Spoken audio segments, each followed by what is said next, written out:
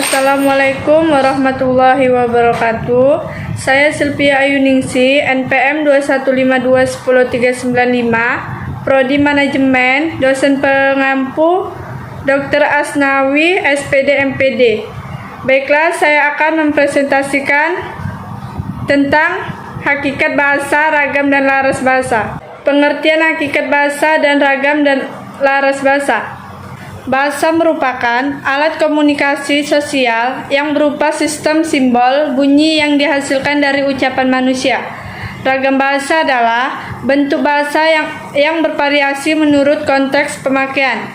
Laras bahasa merupakan ragam bahasa yang dipergunakan sebagai suatu tujuan atau pada konteks sosial tertentu. Namun, tahukah Anda, bahasa itu dekat dengan kita. Justru dengan kedekatan itulah kita tidak mengetahui bahwa bahasa itu muncul atas dasar teori tentang apa. Teori linguistik. Linguistik terdiri dari fonetik dan fonemik, yaitu yang pertama, fonetik merupakan bagian ilmu dalam linguistik yang mempelajari atau menyelidiki bunyi-bunyi bahasa yang diproduksi oleh manusia tanpa melihat fungsi bunyi itu sebagai pembeda makna dalam suatu bahasa. Yang kedua, fonemik. Fonemik adalah analisis bunyi bahasa dengan memperhatikan statusnya sebagai pembeda makna. Linguistik secara umum terbagi dua, yaitu linguistik makro dan mikro. Linguistik makro ialah cabang ilmu linguistik yang konsen kajiannya pada konten sistem internal bahasa. Yang kedua, linguistik makro ialah mengkaji hubungan bahasa dalam tataran dunia luar. Kajian linguistik makro terdapat. Yang pertama, sosialinguistik ialah mempelajari pengaruh budaya terhadap cara suatu bahasa diinginkan.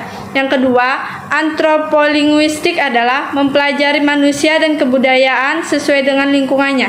Yang ketiga, psikolinguistik ialah yang memungkinkan manusia mendapatkan, menggunakan, dan memahami bahasa.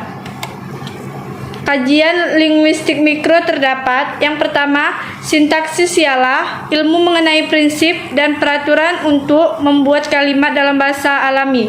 Yang kedua, semantik ialah tentang makna bahasa. Yang ketiga, fonologi ialah bagaimana suatu bunyi bahasa dihasilkan oleh alat ucap manusia. Fungsi bahasa terdiri dari yang pertama personal, mengungkapkan pendapat, yang kedua informatif, menyampaikan informasi, yang ketiga instrumental, mengungkapkan keinginan, yang keempat interaksional, hubungan nasional. Kedudukan bahasa Indonesia, yang pertama sebagai bahasa nasional, yang kedua sebagai bahasa negara. Fungsi bahasa nasional, yang pertama lambang kebangsaan, yang kedua lambang identitas nasional, yang ketiga sarana penyatuan suku bangsa. Fungsi bahasa negara, yang pertama resmi kenegaraan, yang kedua bahasa pengantar pendidikan, yang ketiga sarana perhubungan pada tingkat nasional.